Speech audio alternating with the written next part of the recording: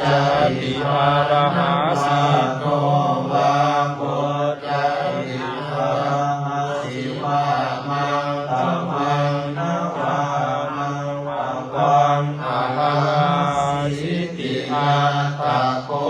อัมดัตถยาอะระโหวาโห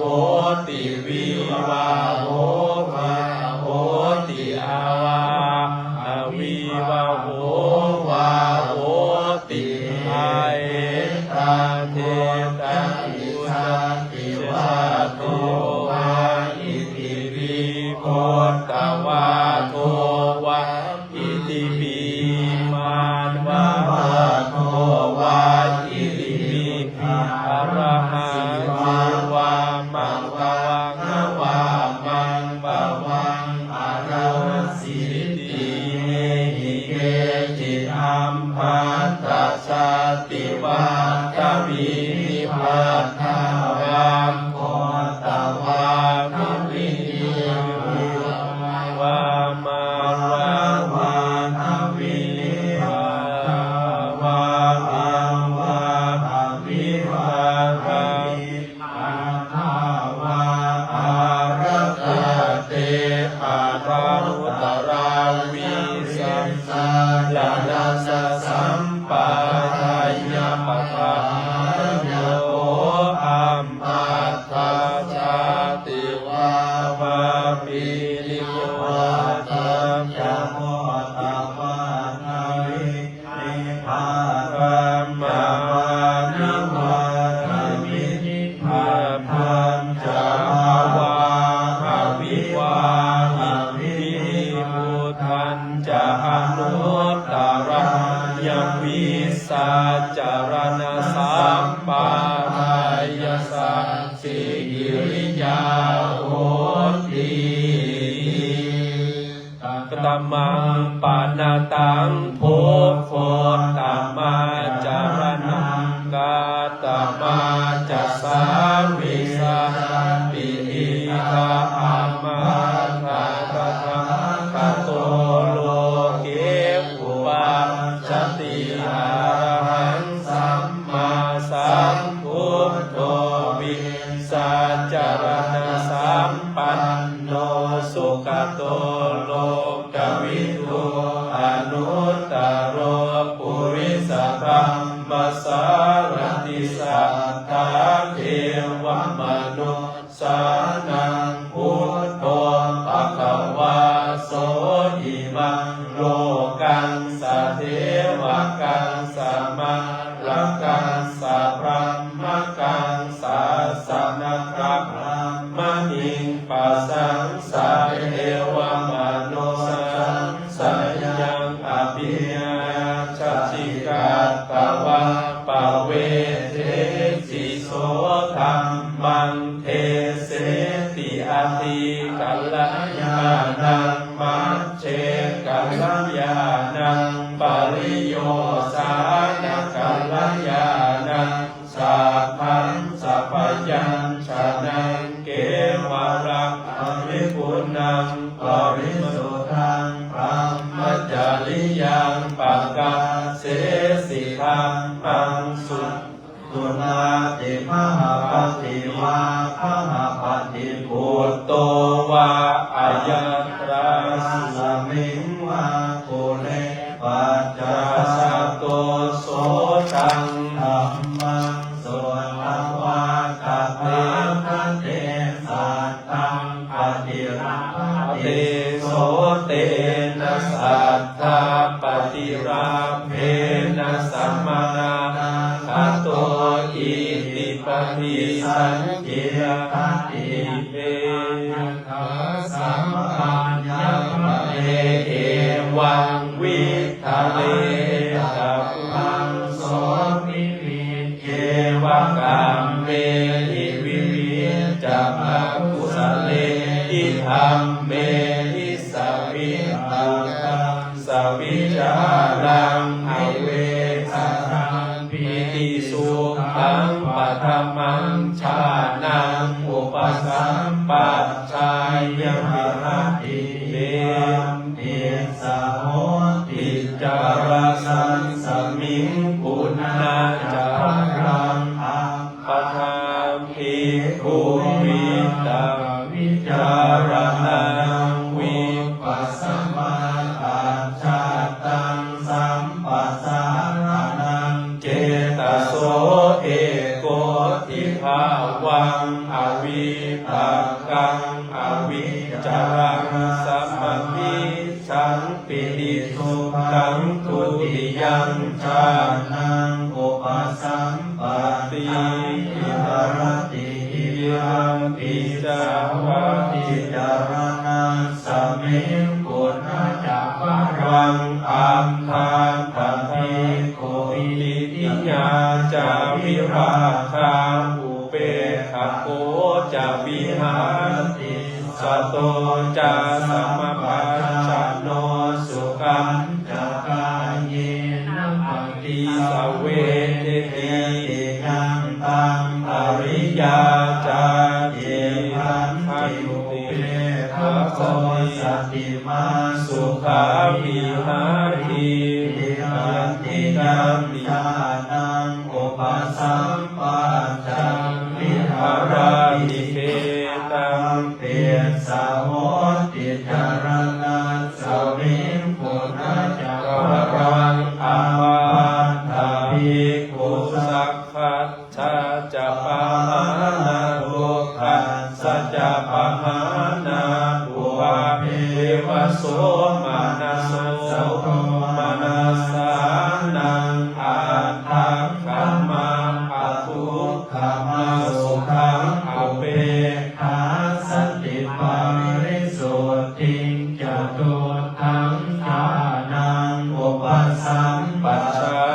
วิหารติเอรังติสะโหติจารณัสสมิงอิทังโกตังอัปปะทารานังโสเอวังสัมมาอิเตจิตเต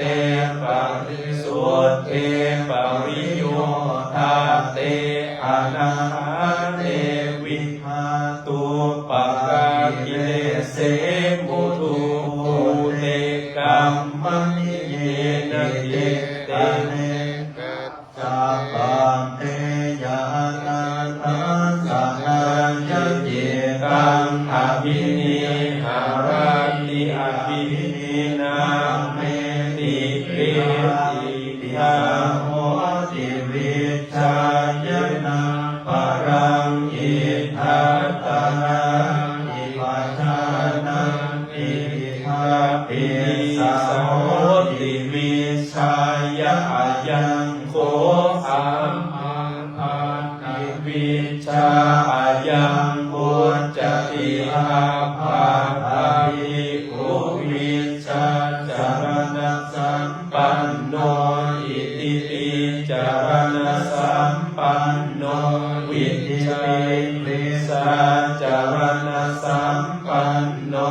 อิติปิอิมายัจจอังคาตวิชาสัมปทายัจจารณะสัมปทายัจจปัญญาวิชาสัมปทาจารณะสัมปทาจาวุตตริตวาวาปริตวานัสสิทิยันตุอัปปายมุขังอิมายะโมอัมภายะนุตตรายะวิชาจารณะสัมปทายะจาริอัมมายะโมคานิภวันติอามาริตัตตริอิทาอัมภัตตะเอตัญโจสัมมโนวังพระมโนวังอิมันเยวะอนุตตรังวิชาจารณะสัมปันอธิสัมโพนมาโนภาริคังอ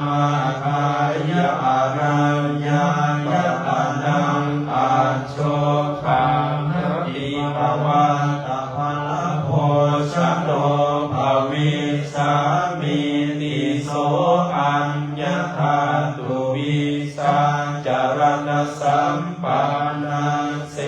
วะปริยาโกสัมปันติมัญญโกอัมภาตาโนตารังวิริสาจารณสัมปัฏฐายะอิทังปัฏฐมังอปัญญโมทังภวะติอุณปัฏฐรังอาภาอิเกอัญโจสัมมโนวาโนวาอิมันเจ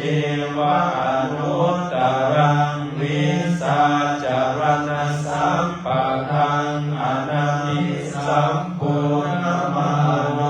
ภวัตตะภาโอชนะอัญจานาทิสัมปุณณมโนกาลปิตาอังอันอัญญะอารยาวะนังอัญโสอิกันนโมลโภชโนภวิสานิติโสอัญญาตุวิสาจารณสัมปันนเสวะปริจาระโอสัมปัฏฐาติอิรายโกอัมภาโนตรายวิสาจารณสัมปัฏฐายะอิทังทุติยังอัปปายโมอัมภวะติปุณะจาระพลังอัมภายะเทตัญโยสัมมโนวาพระมโนวาอิมันเจวะอนุตตรังวิสาจารณสัมปัฏฐังอนามิสัมปุณณมโนภวัตตะภาโอ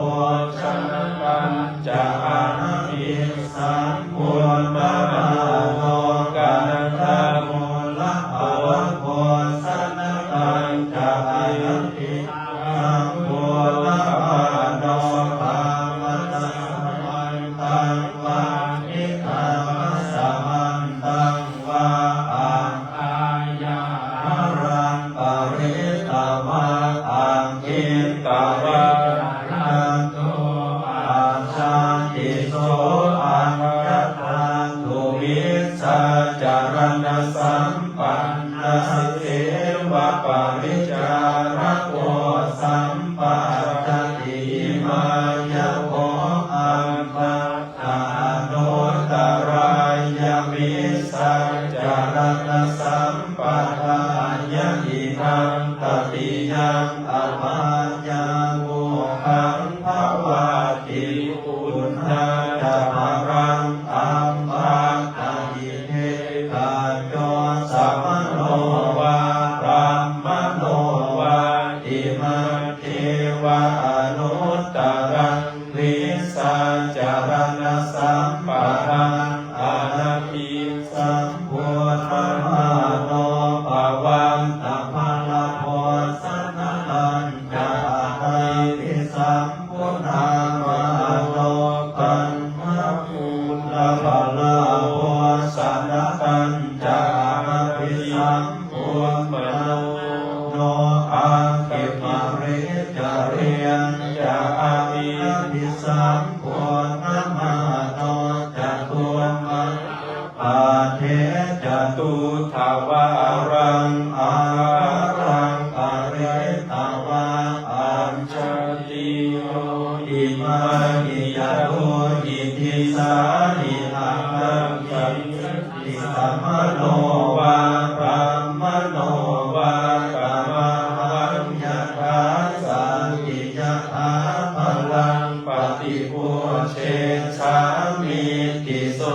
อัญญธาตุวิสาจารณสัมปันนเสวะปริจาระโกสัมปัฏฐาติมัญญโกอัมภาตาโนตรายวิส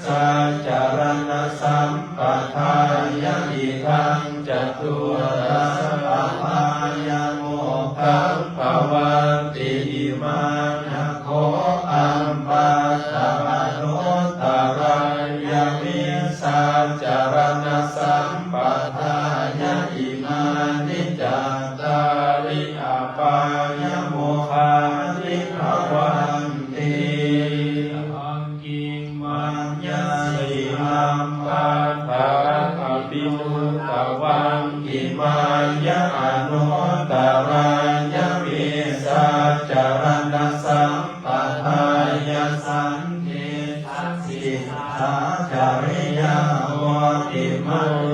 หิคังโพโคตมังโกจะหังโพตมัสสะจาริยโกจะอนุตตรังมิจฉาจารณสัมปทาอารังกังโกธรรมาอนุตตรังมิจฉาจารณสัมปทายาสาจาริยโพ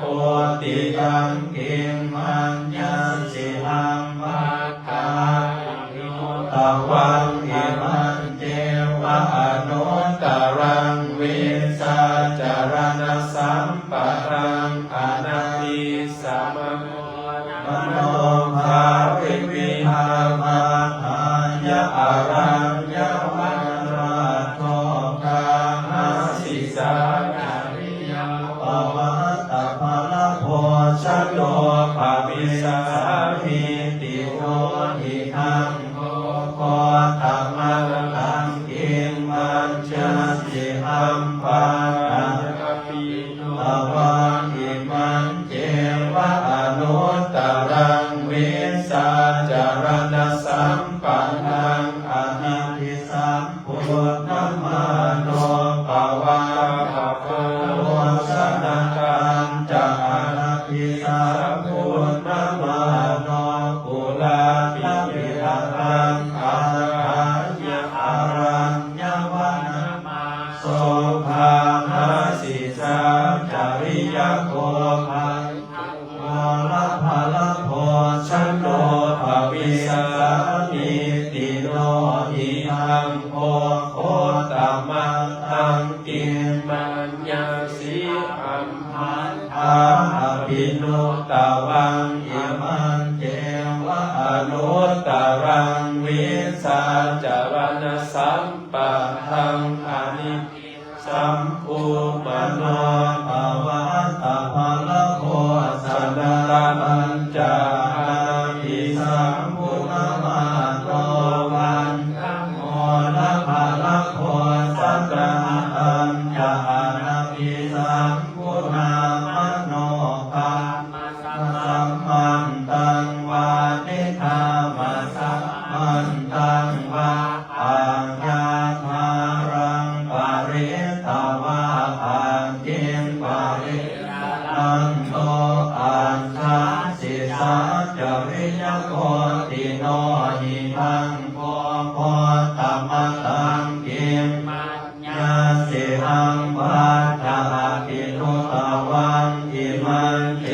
วะอนุตตรังวิสาจารณสัมปทังอนันติสัมภูมโนภวัตตะภลโพสนะตัญจานาทิสัมภูมโนกันโพสนะตัญจาทิสัมภูมโนอาภิปาริกะเรยัญจานาทิสัมภูมโนจตุมหาเทจตุปวารังอารังอริตวะอัญชาสิสาจาริยโกโยอิมาหิยโตยิติสาหิอัคคามิสัมมิมโนวาพระมโนวาตัมมยังยะภาสันติยะภาพลังปฏิโวเชชามาติโนอิทังโพโคตมังอิโคอัมปะกาอิมายะเจ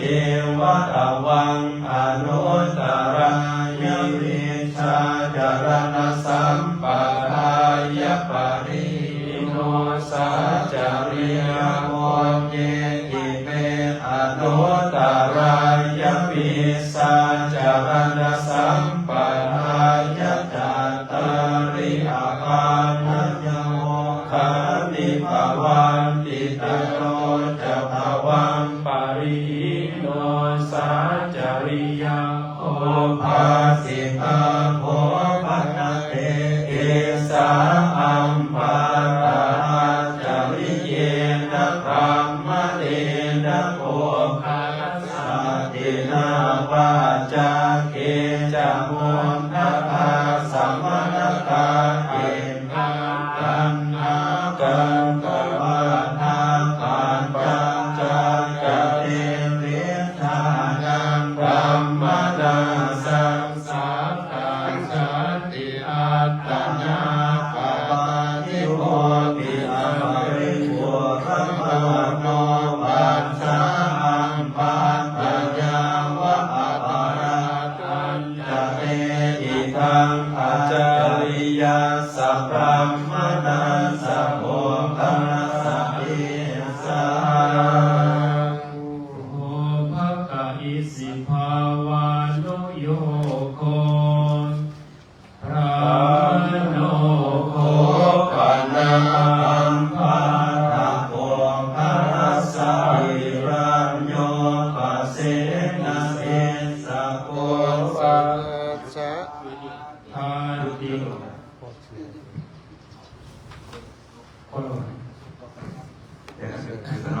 สาธุสาธุสาธุอนุโมทามินิพพานัสสะปัจจโยโหตุ สุดต่อไปเอาตัวโยมท่านใดที่ติดตามก็เข้ามาสู่เด้อ เป็น 4 โมงเนาะตอนนี้ชั่วโมงแล้วเนาะ ลงมาอยากมาสูตรก็ได้ทุกมื้อตั้งแต่8 โมงเช้าถึง21 โมงหรือ9 โมงแรงบ่เด้อนี่เด้อมาสูตรเด้อ ต่อไปการในบทครับอาจารย์มหาวิทยาศาสตร์เดชศรีสวัสดิ์ได้ทำเพิ่มเติมในการสนทนา